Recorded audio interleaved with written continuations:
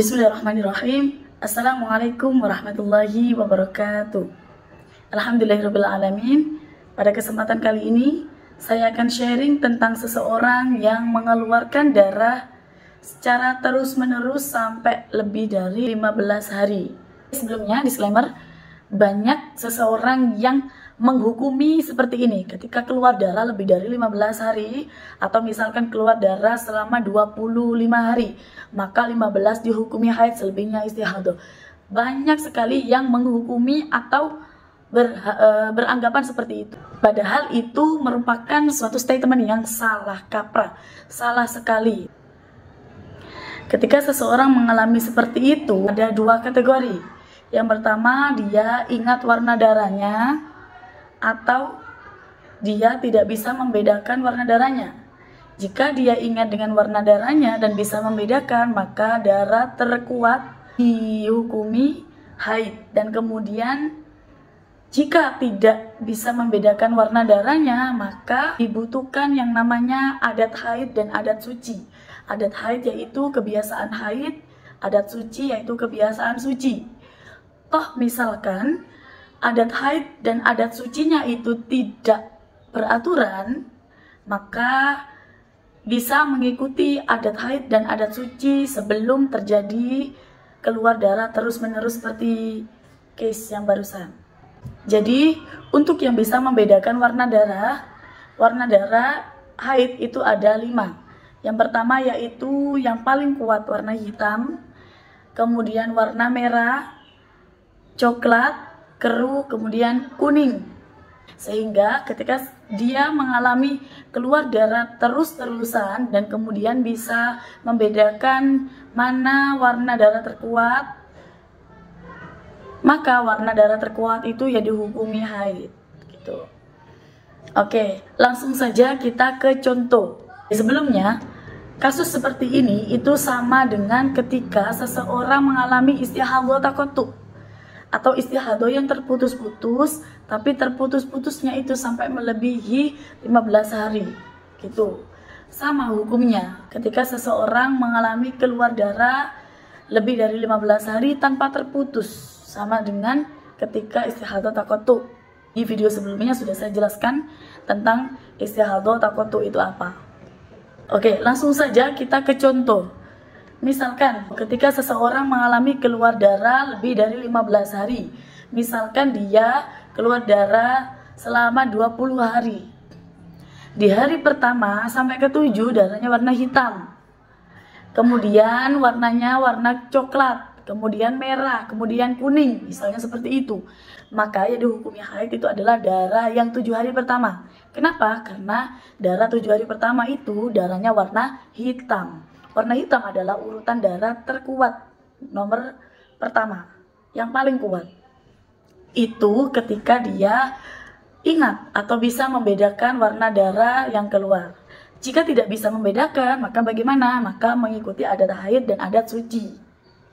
Ya, adat haidnya yaitu misalkan 7 hari, adat sucinya yaitu 20 hari. Ya, ingat-ingat. Adat haidnya 7 hari, adat sucinya 20 hari. Maka dari 20 hari dia keluar darah terus-menerus, yang dianggap haid hanya 7. Kemudian selebihnya istihadah. Kemudian di hari keberapa dia harus mandi suci, di hari keberapa dia harus mandi wajib?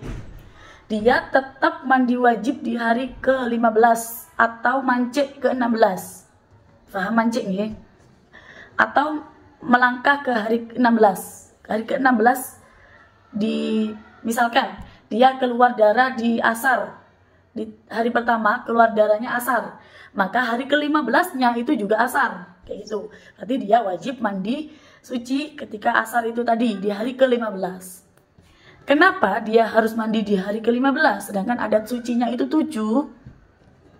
Karena dia tidak tahu kalau darahnya itu berhenti di 15 pas atau akan berlanjut ke 15. Maka sucinya itu wajib di hari ke-15. Ini untuk seseorang yang mengalami keluar darah terus menerus dan dia baru pertama kali mengalami seperti ini.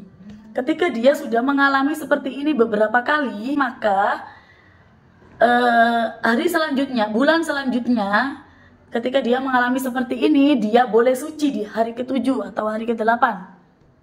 Kenapa? Karena ini sudah berulang kali. Misalkan sudah 3 kali lebih seperti ini darahnya, setiap bulan seperti ini, maka dia boleh suci di hari ke-7 sesuai dengan adat haidnya gitu. Tapi kalau baru mengalami seperti ini, maka dia harus mandi wajib di hari ke-15 atau mancik ke-16. Dan karena adat haidnya itu 7 hari, maka di hari ke-8 sampai hari ke-15 dia dihukumi istihadhah. Otomatis di hari ke-8 sampai hari ke-15 dia harus mengqadha salat yang sudah ditinggalkan. Mengqadhanya ketika kapan? Mengqadhanya kapan? Yaitu ketika tidak mengalami istihadhah. Kenapa? Ketika sudah tidak mengalami istihadhah, karena wudunya satu mustahadhah itu untuk satu salat fardu dan untuk banyak salat sunnah. Jadi lumayan effort ketika mengqadha salat di waktu istihadhah. Sebenarnya tidak apa-apa. Tapi ya harus wudu salat seperti itu. Karena ya tadi itu satu wudunya mustahadhah untuk satu salat fardu saja. Seperti itu ya teman-teman. Maka seorang perempuan harus selalu care dengan darah haidnya, harus selalu menghitung. Mungkin sekarang belum mengalami, oh saya nggak mengalami nih, normal-normal saja darahnya. Oke, sekarang tidak mengalami, mungkin suatu saat ketika sudah menikah, sudah melahirkan, biasanya ketika terserang dengan KB itu akan mengalami hal-hal seperti kasus yang barusan. Ketika sudah terserang dengan KB, biasanya akan mengalami kasus-kasus seperti ini, yang keluar darah terus-terusan, darahnya terputus, bahkan ada yang tidak haid selama beberapa bulan, seperti itu. Case seperti ini itu biasanya sering terjadi kepada ibu-ibu yang KB, yang mana darahnya keluar terus-menerus. Ya, ini mau KB atau tidak KB, hitungannya itu sama. Ketika darah keluar terus-menerus, harus sangat diperhatikan ya. Seperti yang awal tadi, ingat warna darahnya apa tidak. Kalau tidak ingat warna darahnya, maka harus mengikuti adat haid dan adat suci. Akan tetapi mandinya tetap di hari ke-15-16, mancik ke-16, karena tidak tahu darah itu bakal berhenti di hari ke-15 atau bakalan lanjut. Maka ketika mengalami seperti ini, meskipun toh KB, tetap harus dicatat, tetap harus diperhatikan. Ya, tidak ada istilahnya ini KB atau tidak KB. Mau KB atau tidak KB, ketika mengalami keluar darah terus-terusan, maka harus benar-benar diperhatikan. Ada 2 kategori tadi, ingat warna darahnya, bisa membedakan, atau yang kedua tidak bisa membedakan. Ya, seperti itu. Alhamdulillahirrabbilalamin, semoga bermanfaat. Kalau ada pertanyaan silahkan di komen di kolom komentar teman-teman. Subhanakallahumma wa bihamdik asyhadu an la ilaha illa anta astaghfiruka wa atubu ilaik. Assalamualaikum warahmatullahi wabarakatuh.